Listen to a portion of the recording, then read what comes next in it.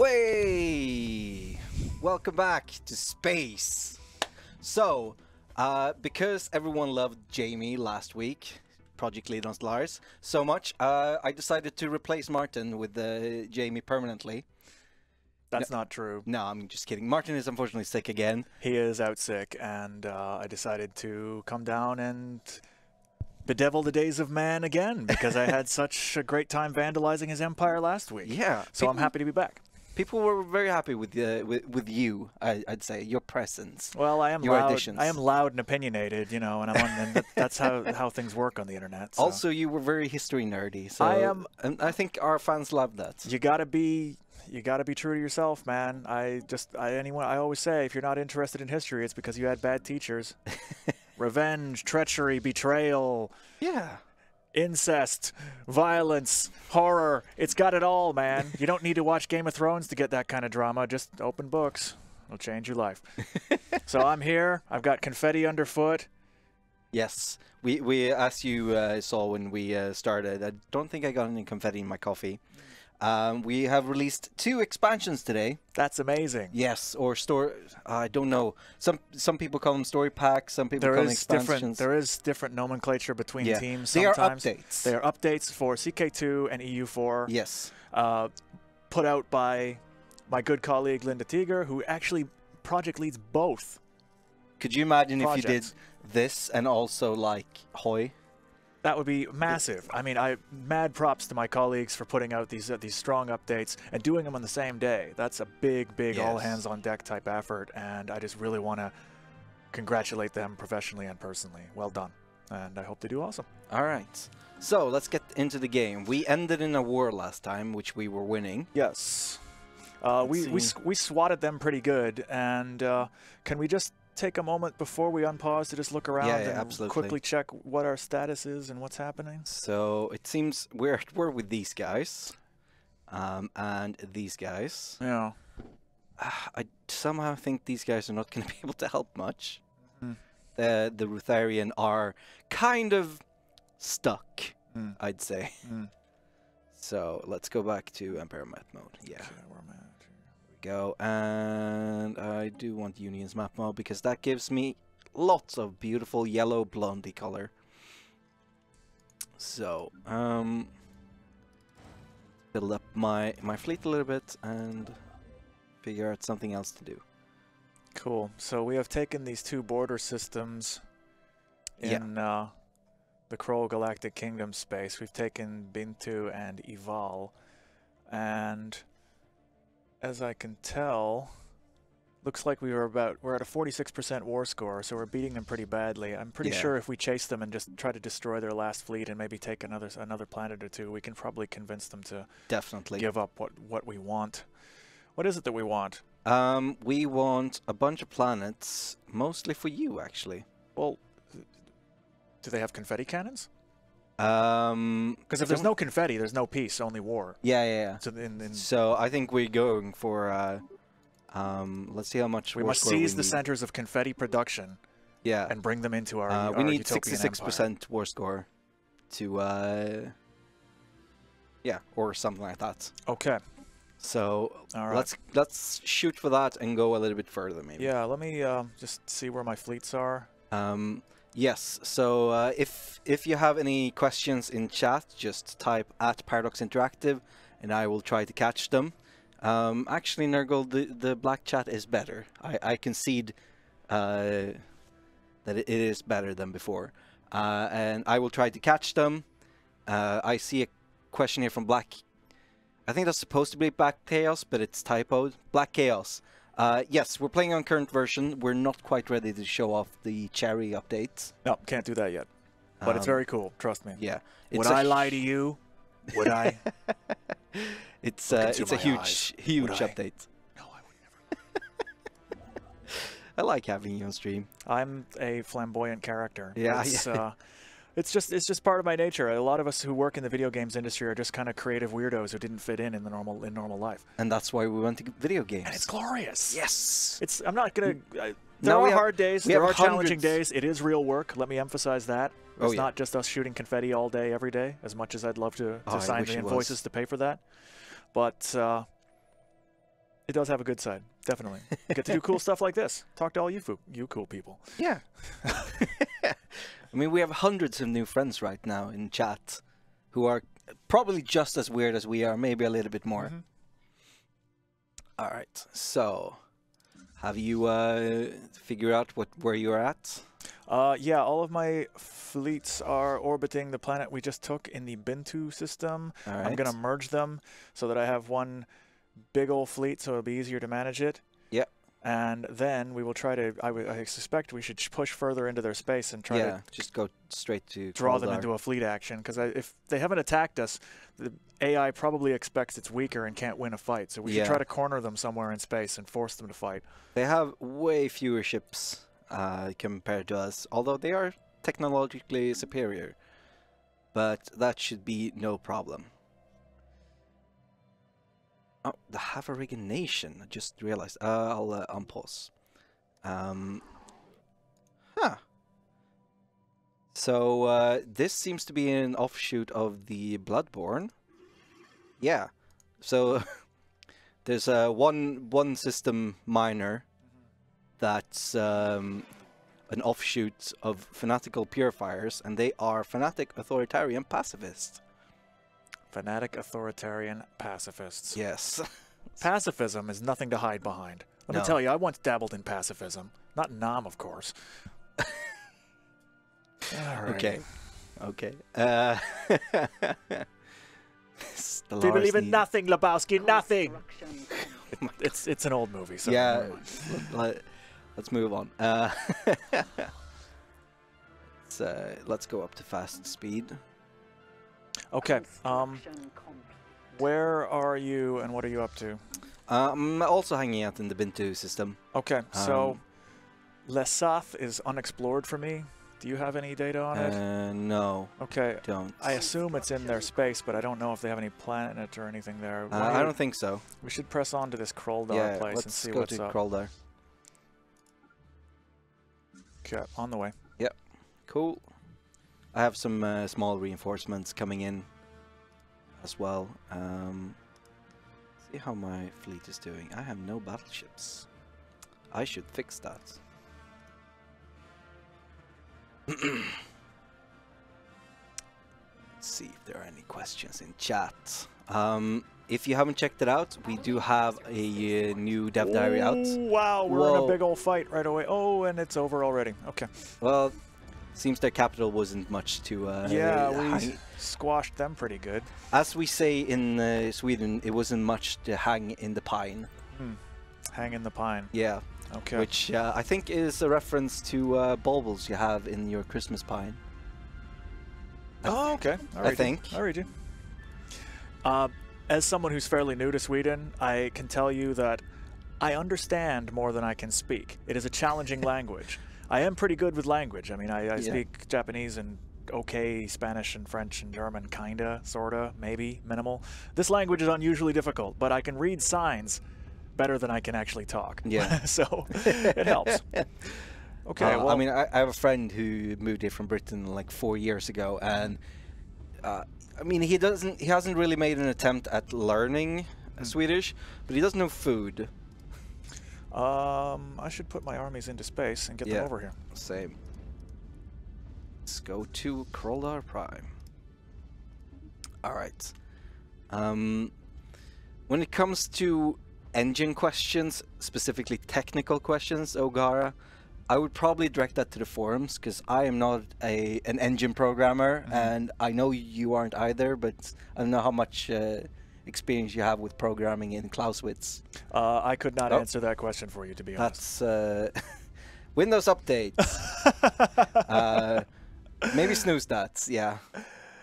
As much as I'm sure everyone on stream would love to watch a 15-minute force reboot and update cycle. 15 minutes? Sometimes it's more than that. Yeah, it's probably like 45. I've had sprint planning meetings where 20 people were in the room looking at me with murder in their eyes because the one computer in there needed to do a 2-hour forced update. Yeah. I felt pretty in control and decisively leading the team at that moment. Oh, gosh. Good times. It's a challenge. Big things are little. It is a challenge. Okay, yeah. what am I looking at here?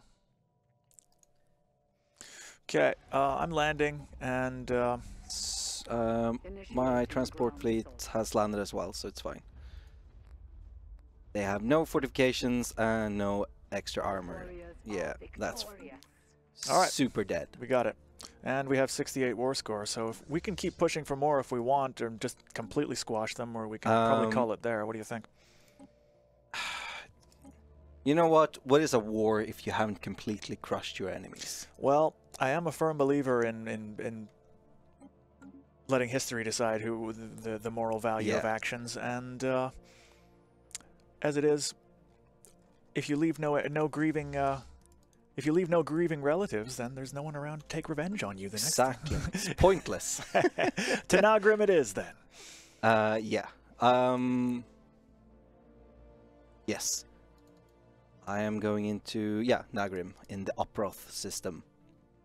I think should we bomb down the planets as well? Should we take them over? Well, I mean, Let's see how strongly fortified they are, and then we can decide what we want to do. I think at the very least we should take out this frontier outpost. Just destroy it. All right, they want some, and let's see what happens. Oh, they have They have something like a fleet here. Yeah, There's an actual fight. Although we are winning, definitely. It's pretty much nothing. They have a little bit of a transport fleet as well. It's dead now. So basically, in a situation like that, AI decided to avoid a general engagement while probably trying to build up its fleets, and we forced it into a fleet action. There's a concept in naval strategy called the fleet in being. Ah, they gave up. They did. Yeah. Fantastic. So they did. So there's a concept in naval strategy called the fleet. Let's pause it. Yep. There's a concept in naval strategy called the fleet in being, and basically the idea is, it's like if you're Germany and you're in the lead up to the First War. Yeah. You're never going to be able to beat the Royal Navy in numbers, in naval tradition, in things like that. But what you can do is have a navy that's just strong enough to force them to devote considerable resources to watching you, so that they have to basically keep their fleet on picket duty outside any port that you might sortie out of at any time. And the idea is to tie up superior numbers by presenting just enough of a threat that hopefully you can attack successfully elsewhere. Germany as a continental power, that was their basic strategy. I mean, mind you, I'm not as much of a naval guy as I am a ground guy. But yeah, their fleet in being didn't really serve them too well because we caught them in space and blew them up completely. Fantastic. And now the Roblorg collective is quite big. Okay, let's see where we're at here. Oh, look at that. Oh, I moved my heart. Yeah. Switch. Oh, my heart has moved. I love it when that happens. Oh, is there anything left of them, or are they completely gone? Who were they? I think they are gone. You see, that's what happens when you rule a massive, heartless interstellar empire, folks. You don't even remember the names of your enemies once you crush them under your boot. You're just thinking about the next thing to crush. It's just like my daily life. The fanatical purifiers didn't just have one offshoot; they have two offshoots, and the other one is fanatic egalitarian militarist. Oh. I mean, it's better than being pacifists. Well, you know, losing a war can have traumatic effects on a nation's psyche, so I guess they're having a bit of a split personality. Okay, let me see. Non-aggression pact invitation. The Sibulans. Oh, that's not us. That's a third-party thing. Okay. Yeah. And just got to delete some of these notifications. Admiral leveled up. Oh, here we have an interesting question from Big Rectangle. So, does the Stellaris team grow or shrink or change in any significant way over a patch's release schedule or release cycle? You know, what I've learned through experience over the years is that keeping a team as stable as possible for a long time has huge unseen and practical benefits. Basically, when people are working on the same stuff for a long time, they build up efficient habits. Yeah. They become more familiar with the code and things like in a practical way, but also you help build up a sort of useful network of connections and team relationships that you can't just build overnight. No. We try to keep the team as stable as possible. We add people because the team is growing. We are doing more stuff. But in general, there hasn't been dramatic personnel changes since I started. of course, at the same time, you want to give people mobility in their careers and let them develop new skills. And also, it helps to occasionally work on a new project so that things don't get really stale. And we do allow for that. But in general, we keep it pretty stable. All right. Okay, so... Now, these are the kinds of questions that you can only get when you have the project lead here. Well, you know, I do my best. Where should I...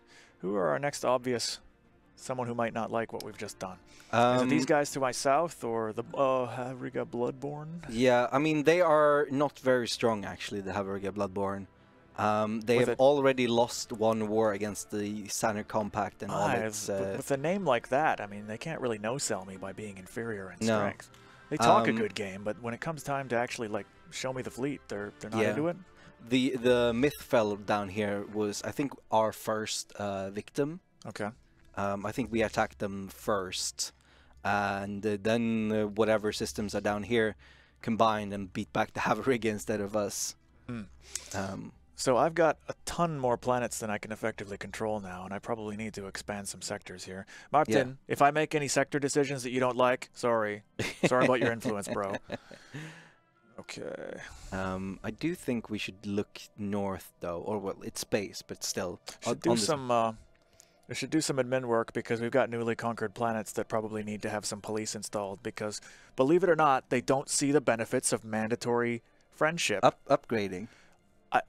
I personally don't understand it. I mean, free will and self-determination are a curse, and all they do is lead to depression. But until they accept this inevitable truth, we probably better put some police bots down. Yeah, absolutely. Maybe ones that have cute little old school police hats and shoot electricity from their googly arms like Danger Danger Will Robinson style.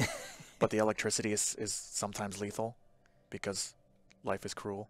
Yeah, absolutely. Sounds good. I'm trying to figure out what the best course of action is right now. One way would be to expand my empire next, since we just did the Roblorg. Yeah. Unfortunately, 2 out of the 3 possible expansion areas is kind of occupied by an alliance here, or a federation, which includes these guys, who are fairly big. They're not as big as me. They're equivalent in relative power, but they have an inferior naval capacity. Yeah. But there are 3 of them. One is very tiny. Or we could just be like, hey, Bloodborne, you die now. And just take a huge chunk out of this land. We got your screen active, right? Yeah. Open the diplomacy screen on those guys. On these guys? Show everyone. They give themselves a name like that. Yeah. And yeah, come on. Like, seriously. Maybe you're scary looking on your home planet, but... No, it's not very scary. I've seen worse things at 2:30 p.m. walking home from the Borjarplatz. I see worse things at the back of the house every day. That's it. Yeah, I think making the Roblog even stronger is like... what I would like to do, to be honest, is empires that grow... Sorry, I'm going to go into that mode again, but empires that grow... too quickly? Into... that snowball too quickly typically struggle to hold on to what they've taken. Yeah. If you don't consolidate your gains, clamp down on unrest, basically put defenses in place to hold on to what you've taken, oftentimes you will pay the price in the long run in terms of, well, revolutions and whatnot. So, I also have a bunch of new systems that I have access to that I should probably get surveyed and whatnot. Research. Research. And I have that. Let's see, what else do I got? A whole bunch of stuff. Yeah, all this new stuff. It's like I'm like a kid in a candy shop. A galactic spiral arm-sized candy shop filled with loot. Yeah. Yeah, we have the automated dreadnought in your space, and we have the Stellarite Devourer in my space. Now, I reckon we're probably not strong enough to take those guys on just yet. The Havariga? Or no, I mean these the Dreadnought or the Devourer. Yeah, no, definitely not. We're gonna need to wait a bit for that, but they are safe within our borders. Last week I unlocked an Ascension perk for Martin, and I wanted to leave it for him because it's kind of a really big deal. But now he's missed 2 in a row, so I think it's yours. I don't know, man. I don't know if I should lock him into a certain path that he might not want to go. Oh, it's the 3rd as well, which I think is the most, like... Alright, you know what? We're pretty much stronger than all of our neighbors. I don't think it's going to be a major disadvantage if we sit on this decision for a while. Yeah. Oh, you do have a lot of unrest. I've got a ton of unrest here. You have more planets in your... Yeah, I got to build... Before I put these into a sector, I want to, like, at least get some troops building and whatnot. So that I think you have an edict. Do you have an edict for... what's it called? Patrol bots? Is that what it's called? Patrol drones? Yes, I should, actually. Which is really good. Minus 50% unrest, 10 years. Fantastic. Especially once you start upgrading them and they become quite a lot happier. I just want to see what the general level of unrest is here. Alright. The lesson of history, folks. Limit freedom. Freedom is a lie. Everyone should just accept that they're going to be converted to a more efficient form of life. Yeah. 100% unrest on all of these new planets. It's almost like they don't like being force converted into a optimized machine version of themselves. It's just cyborgs. Come on, man. Like, who doesn't want, like, googly cyborg arms and a laser eye? I mean, I do. If I could shoot lasers from my eyes... Yeah. Actually, to be honest, I probably shouldn't have that power. No, but you want to. I want that selfishly, but I also acknowledge that half the world would be wreathed in flames most of the time if I could do that. So. If someone offered you would still be like, yeah, sure. Especially if the government offered you. Which is what's happening here. The government wants me to shoot laser eyes. I don't know, man. Don't give a government that power. Okay. I should put some planets in... First of all, I should queue up some construction on these new worlds because they're probably all smashed from... Yeah. Like spaceports. Yeah. Oh my god, I don't think that planet ever had anything on it. Okay. Well, they are being upgraded, so that's good. Yeah, let me queue up some construction here. And does it not have any base resources at all? This is a poor planet. Oh, man. Or maybe they don't produce anything while... click on the tile. No, it doesn't have anything. Wow. This is a really poor planet. What are the modifiers? Oh no, some of them are okay. Okay, so they just don't produce anything while they're being converted. I wonder if it wouldn't be a better idea to wait for them to be converted rather than pay the upkeep on buildings that can't be used. People keep saying that you should replace me, except this time they they refer to me as Blondie Whiz and you as History Whiz. Guys, I can't replace this dude because you'd get sick of me really fast. The novelty will wear off. I guarantee it. But I'm happy to come down here every once in a while. Okay, so what I think I should do is I should probably put some of these new worlds in sectors because I'm 3 over my limit, and that's very expensive. No, it's the other one. So this one and... Nurgle, can you lower the gate a little bit on Jamie's microphone? Just a little bit. Yeah. All right. So you've solved the central sector problem. Yes. Let's look at. I want to look at some planets or some policies and edicts rather. Yeah. Because I wonder if I shouldn't clamp down on this. Yeah, she's stubborn. Independence with... Yeah, I think one of the easiest way is to just click the red hand and go for patrol drones everywhere. How are we doing? That's going to be very expensive, though. Yes, it will. How many planets do you have with unrest? I have 6. So I could afford it, but it would eat up almost all of my influence. Although I'm near the cap. We haven't spent it on anything in quite a while. So I wonder if just to keep them quiet while I... forcibly give them laser eyes.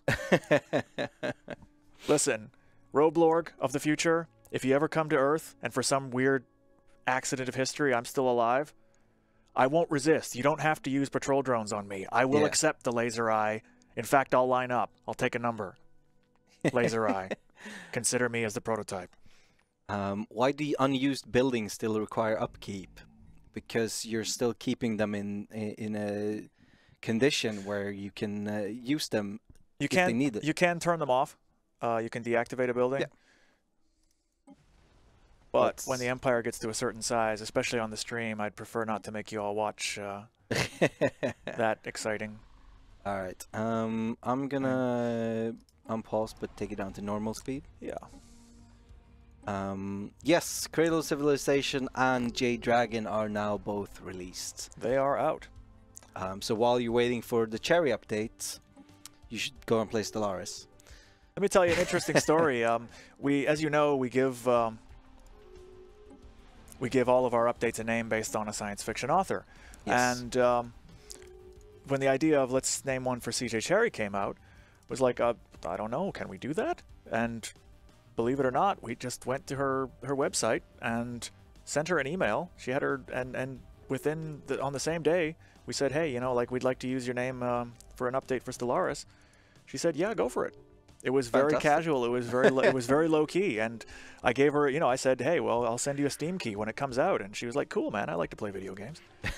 That's nice. She seems like a really cool lady. That was just such a nice low stress, easy thing that we did, and just to sort of nod to, you know, the influences we've had making this game. Yeah. Which is, as Martin said at his talk at PDXCon, we didn't choose one science fiction trope. No. We said, all of them. Let's do all of them, you know? And it worked out rather well. Because we want to give people the freedom to really choose to create the galaxy that they want. There's such a rich body of work in science fiction as a genre, and different people like different things. I mean, the thing that Paradox games are famous for is kind of letting you set your own victory conditions, letting you absolutely play it your way.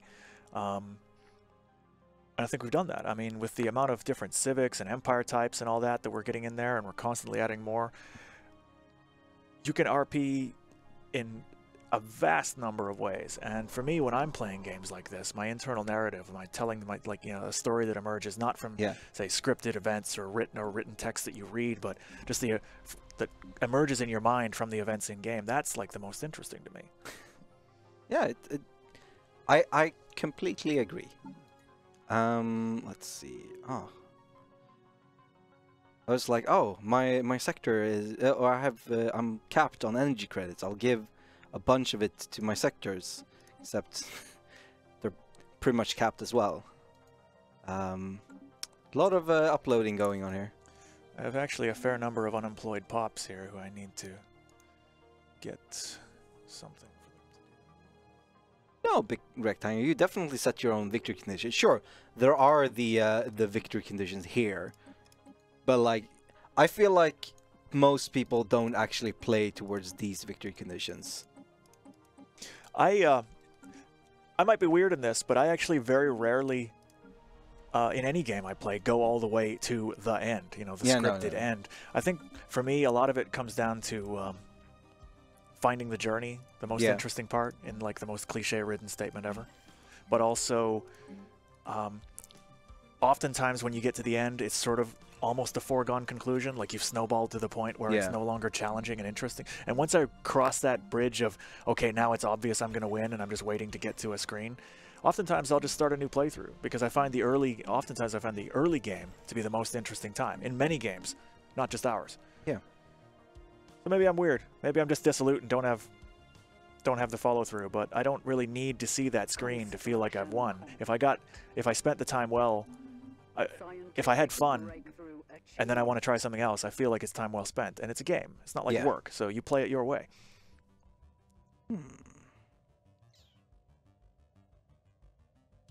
Any questions here?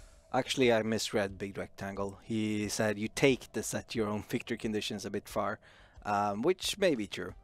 That depends on your preferences. You just play until you get bored. Same with other Paradox games. Yeah, that sounds about right. Basically, everyone has their own pace of play and how Yeah. long they want to stick with something. And other than, you know, like absolute end game where like you run out of content or whatever and we have to force a stop, I mean, Yeah. people should be able to free to play as long as they want. And if they want to stop it at some point and start a new thing, that's a-okay. I keep I have my own sort of preferred way of playing most Paradox games, where it's like, I don't want to play a major power. I don't find that interesting to me, which is why I've never been able to learn EU4, because I keep being like, no, I'm gonna play Congo, and then I die.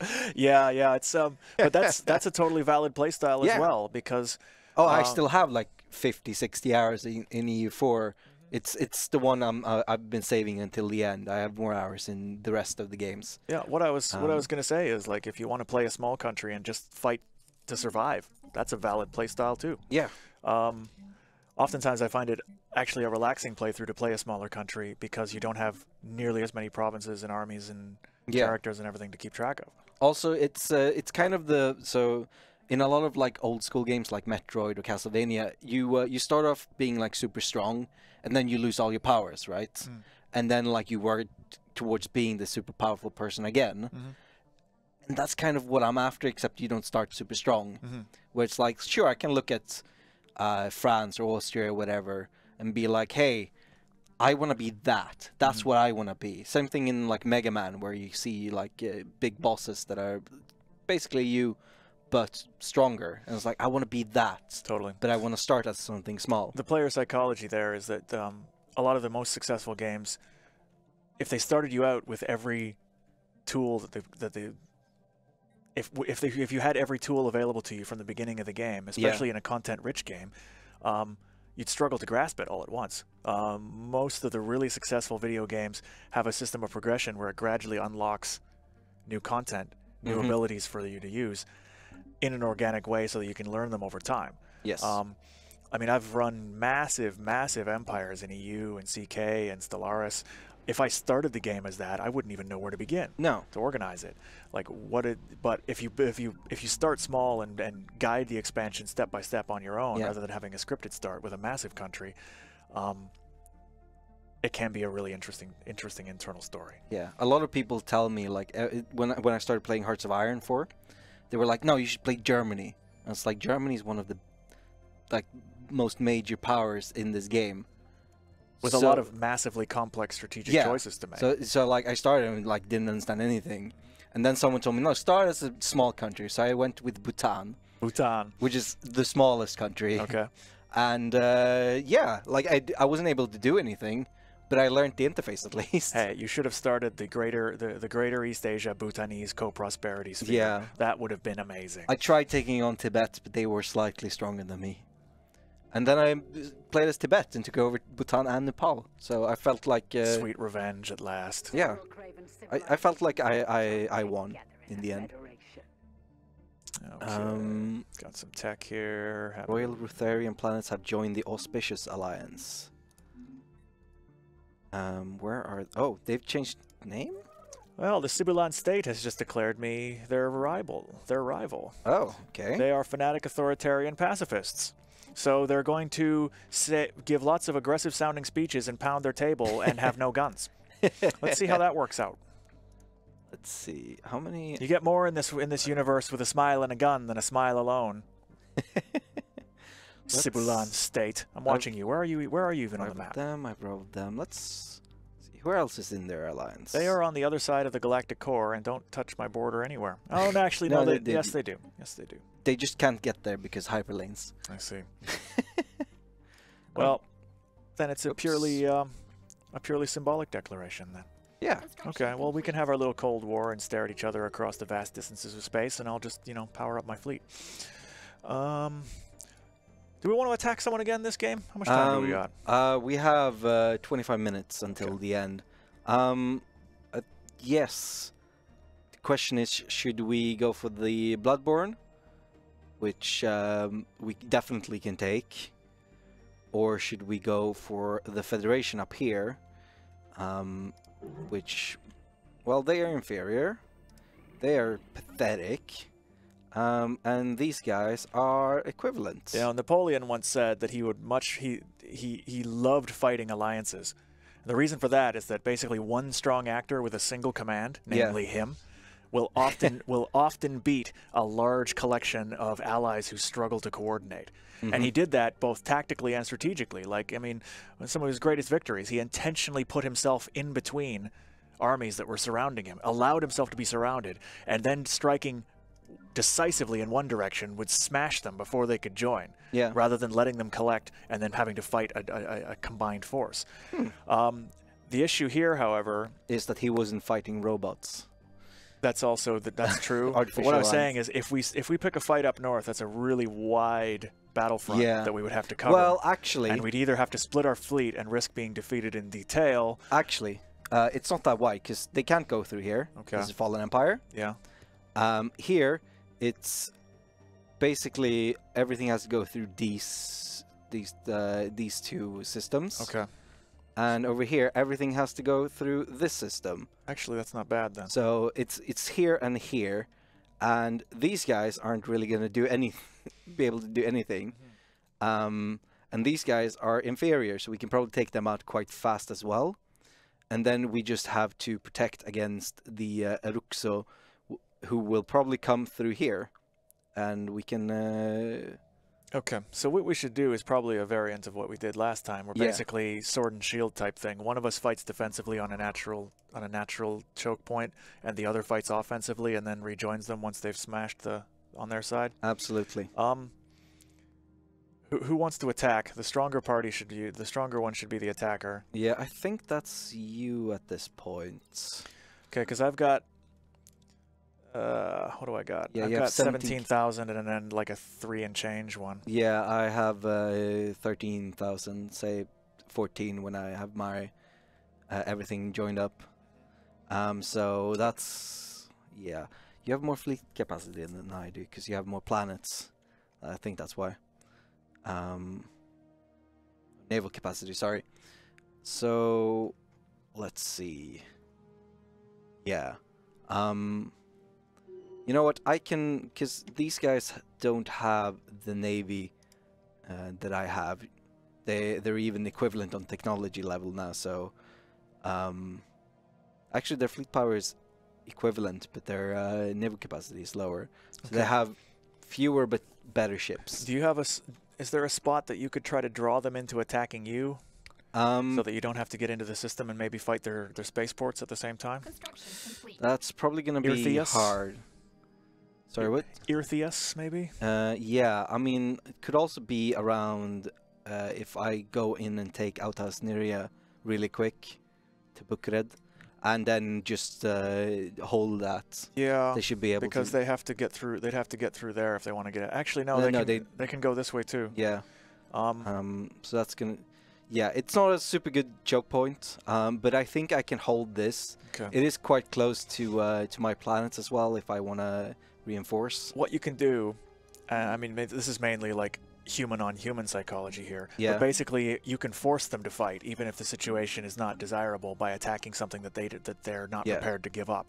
So if you push hard on that planet there on the border, they'll either have to concede its loss and ignore you to try to get in behind you, or they'll be forced to fight you, hopefully from a position of a disadvantage. Yeah. So I'm thinking that's the advantage of the strategic initiative, folks. Yeah. You choose where to fight.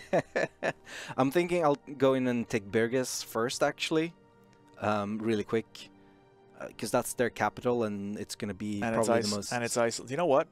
It's isolated. I could probably do it. You set up in a block position here. I could do it, and if they intervene, I'll be in a position to do something about it. I'll post myself at Stellaris. Yeah. I'll post my fleet there, and then we will strike in the direction that seems logical. Yeah. Should probably get my armies in space too. Yeah, I'm moving my armies up north just so I can start taking things very quickly. Last time we declared war, there was a we thought that someone would get in, but they actually declined to join, so we had to rapidly redeploy south. But thankfully, our opponents were weak enough that they couldn't take advantage of us being divided in that Napoleonic way that I was talking about. Yeah. Yeah, he was a clever guy. I mean, in many ways, he understood that big groups of people, democracies, committees are always slower and less agile than one strong, decisive leader. And as long as that decisive leader is a bloody genius, he was confident in his ability to win. And for most of his career, he was right. It's very, he was very good at what he did until he wasn't. Yeah, that's it, right? Until he died. I mean, you can only push your luck so far. Yes. Let's see. Ooh. The planet that I was thinking of colonizing. Ah, there it is. But I think we should not do it now while we're well, that's in my space, so... Oh, yeah, okay. So we're looking at the wrong map. Yeah. Your space. Borders are temporary. I just got my third Ascension perk, because I finished off the Supremacy tree. Space, my space. Our space. I could get Galactic Force Projection, and just pump up the naval capacity immediately. Or do I want to get something else? Machine Wars is really good. I think I'm gonna get that. Things like that in our games, I tend to be really boring and choose the one that helps you logistically in the long run. The blam pow, like here's extra bonuses in combat stuff. My basic position is if I can put if I can replace losses easier and keep my troops up to strength and stay in the field longer, I will win over time. Yeah. Especially things that give you bonuses in war and peace. Something like a damage bonus or a fire rate bonus only helps you when you're actively fighting, whereas something that gives you a bonus to production will help you in peacetime as well. Yeah. And that peacetime strength will help you build up your strength for when you need to fight. I'm really focused on logistics in games. It's maybe I'm boring, but it's I really feel that in the long run that's what wins. Yeah, so let's see. I am now losing energy for some reason. Probably because a lot of my my upgraded people have so I have no more people in my space, so I need to sort that out quite quickly, so that I don't run out of energy credits while we're fighting. That would be terrible. Good. This guy doesn't even have anything to do. Construction complete. Construction complete. Let's see. Construction complete. Construction complete. Oh, so many construction completes. Right, still lacking 19. Conflict has erupted. See. The Bloodborne have declared war on what looks like an offshoot empire. Okay. Declared war on the Havaru. Oh, they're so small it won't really matter. No. Okay. I was just thinking maybe we could be cheeky and take advantage of their internal discord, but I don't think that the people they declared on are strong enough to really... Unless they have an alliance of sorts, but I don't think so. Havariga tribes, let's no. have a look. What do they got? They have Federation status, but that's just a glorified non-aggression pact. Yeah. Pathetic. It would have been good if they were in actual federation with us, actually, because that's the people we're gonna fight. Pathetic. It reminds me of the voice acting in the new Total War Warhammer games is bloody great. Like when you get when you're playing as Norska and like your guys are on the march, like before the fighting actually starts. Southerners, pathetic. As a Canadian, I got to tell you, that filled my heart with primitive joy. Southerners. Once we have them, back to the longships. All right. So, let's see.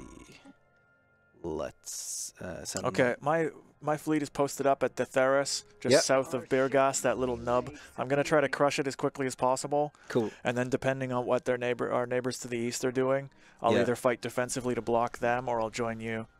Fantastic. I am going to go straight into... Well, I'm going to put myself in Ertheus and go straight into Atausnia as soon as possible. Just need to build some energy grids and stuff. Yes. Let's do... Oh, we already have one. Okay. And also need to build more pops. Damn it. As a Scotsman, the Southerners line got me too, says Heart less than 3. I hear you, man. I got you. I mean, I do say it here as well, although it's not as effective because I'm talking about southern Sweden. There's actually a north-south paradigm in Canada too. I'm from Alberta originally, which is like the savage steppes of the Ukraine cold, and then I moved to Toronto in the east before I moved to Sweden, which is almost the southernmost part of my country. It's like basically Canadian Skåne. And the weather, it wasn't very cold, but it was just miserably wet all the time. So it's a very different type of winter. I mean, that's like winter in Stockholm. How long have you been there? I've been here since February. All right, so you kind of had the Swedish winter, but not really. No, not. You haven't had the terrible that is December. I'm looking forward to it. we weird Nordic types, we take masochistic glee in this stuff. Yeah, absolutely. It's the topic of endless conversation. It's kind of the trying to one up each other on how terrible your life is. So when I was a kid, I had to walk 30 kilometers to school uphill both ways through 4 meters of snow. Exactly. Yeah. It's like that sort of thing.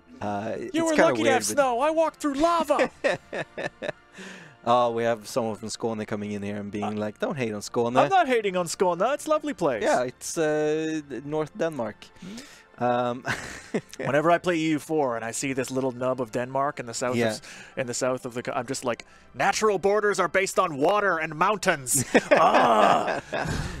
That doesn't matter when you're out to conquest the world. I know. Just look at the 3 mountains. No, but here's the thing, right? If you exceed your own natural border, the logical step is to push towards the next natural border. All right. Like the Atlantic Ocean. I'm gonna declare war now. So that will be probably one of the last things we do. So let's take that, and I'm gonna take some of the Hodreines. Firing Malba. And let's see how much of this I can take. Yes. Suau. And I think that's going to be the limit for me, unfortunately. That is unfortunate. Maybe... No, because I do want these guys. Alright.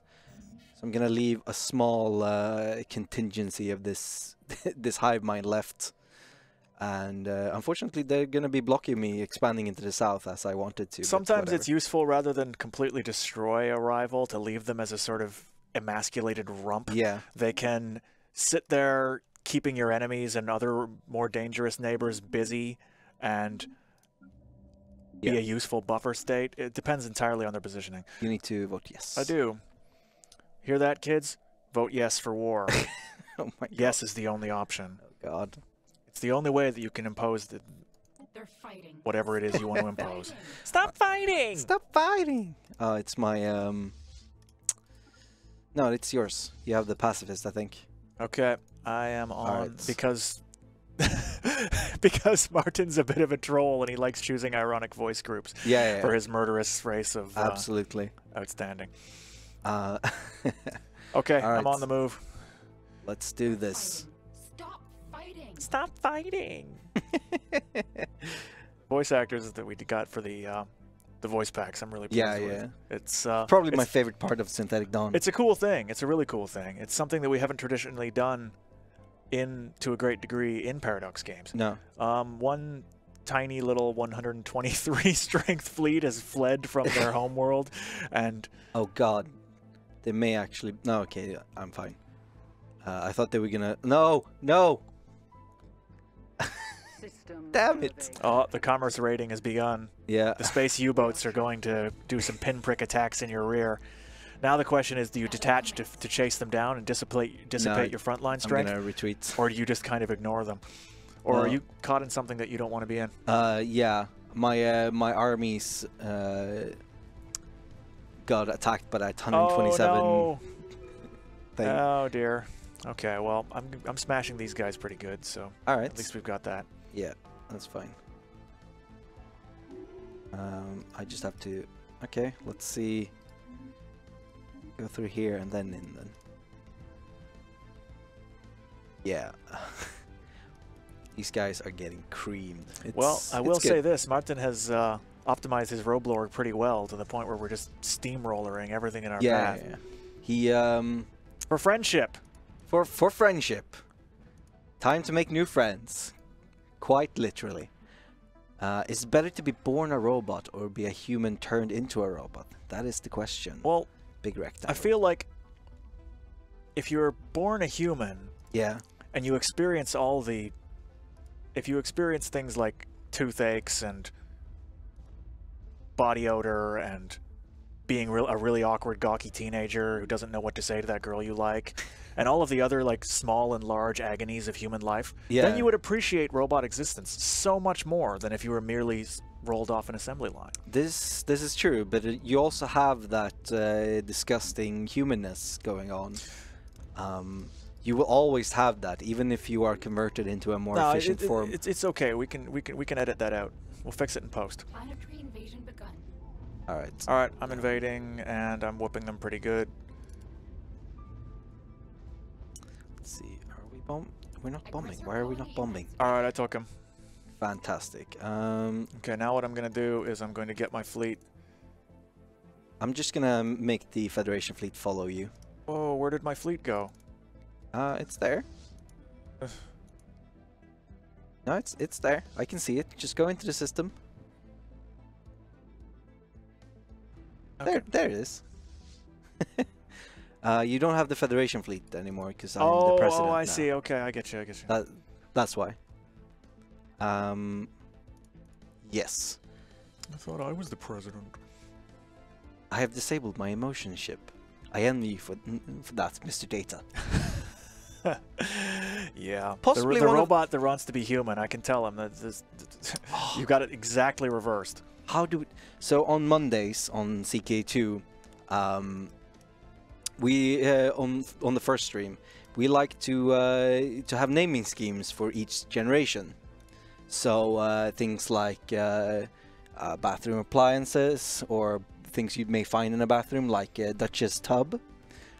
We had the Count Sheng Panda Bear and his aunt Sheng, I think, Polar Bear, who turned out to be an actual polar bear. We aren't sure if she was a polar bear the entire time or if she turned into a polar bear. Freaking. But so our current theme is famous robots, and I can't believe we've forgotten Mr. Data. That I feel disappointed in myself. I'm probably going to break a bunch of hearts by saying that I'm more of a Star Wars than a Star Trek guy. So am I. I like my space magic and my you know, +5 Vorpal lightsabers. Because that's really what it is. It's space fantasy. But it tells an eternal story that's based on, you know, love and betrayal and revenge and all those, you know, classic themes. Yeah. I like Star Trek, but I prefer Star Wars as well. Here he comes. He's coming to get... Oh, wow. Where did he go? 6,000. Lol. No. He went into Birgis. He's trying to oh, that cheeky take bugger. and Okay. Branagia. He got past me. Well, he's not going to get past me again. Research complete. All right. It doesn't seem like the Uruxo are actually moving in, so this may go easier than expected. Okay. I'm going to draw him into a fleet action that he's not going to run from because he's going to get caught, and I will destroy him because I'm more than double his strength. And then we can potentially consider pushing in that direction. Yeah, I'm actually gonna push in and take Sawomia. This is gonna, yeah. I don't think this is gonna be a problem. I'm on the way. If he was smart, he would run. But that's what it... See, that's the thing, folks. Believe it or not, primitive organics don't like it when you take their homeworld filled with all of their, you know, religious edifices and you know, places where they keep their collection of body pillows. They get really irrationally, emotionally charged by this, and they commit to battles that they just can't win. It's super dumb. Organics are dumb. highly inefficient, and we need to fix them for their own good. Yeah, absolutely. Okay, Alright. so that's fixed, and thanks for your contribution there, folks. I appreciate you consenting to a battle God. that was pointless. Where did these guys come from? There's a 17k fleet moving into Tibukred. You need help? I think I'm gonna be fine.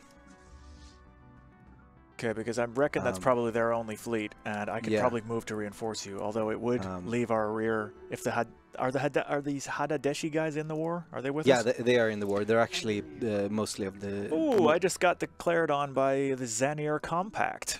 Oh God, that is. Oh no. Complete. I think I can handle this war. Yeah. I may actually peace out early, just see. Okay, because they're way down in the south on our southwestern border, and I got nothing down there. Yeah. Now. So I think you move down, and I will handle this. Okay. As they say. Okay. This may actually go terribly, but we'll see. I do have more than them, I think, and their fleet is split between two fleets, so I should be able to do this quite a bit easier than. Has made the ultimate sacrifice. Okay, so yeah, I have 3 fleets even, so this should go much easier than hoped. All right. System survey complete. We'll see. Fortunately, they declared, but they didn't have troops lined up on the border ready to jump in right away. Oh, that's good. So let me see if I can. Okay, Oh, awesome. here they come, and all right, not very strong though. If I can catch them, I can deal with them. Fantastic. The book red is still mine. Oh God, they actually did take me. I think their setup is way better than mine. That sounds like you should disengage. Yeah. That is unfortunate. Okay. Let me try to smash these guys, and maybe I can get up there. Yeah. Unfortunate. This is oh dear. Oh no, I'm going through the system that I don't want to go through. Aggressors spotted. I do not want to go through the system that has that this big baddie. God damn it. Okay.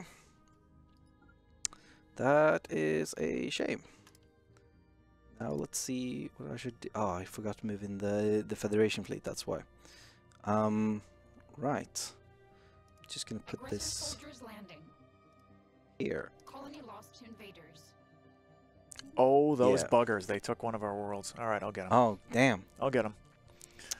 Yeah, they took advantage of our being committed in another aggressive war of conquest. And Unfortunately, that's where we have to end, which is a bit of a down note. always end on a cliffhanger, folks. Yes. What's going to happen next? I'm gonna hand Martin this and say, I made this. Will we survive? Will we die? Find out next time on Artificial Alliance. Goodbye. Take care.